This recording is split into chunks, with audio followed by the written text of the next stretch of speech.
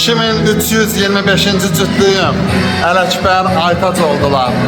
Şən, əyləncəli, pozitiv, özləri kimi də belə əyləncəli rəqs istədilər, mix istədilər.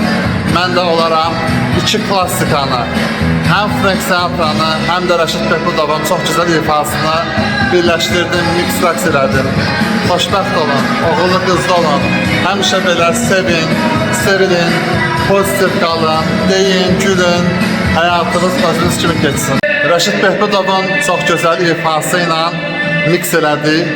Əminəm ki, toyda çox gözəl alınacaq. Biri incədir, incə ləbləri gönçədir, gönçə. Bravo.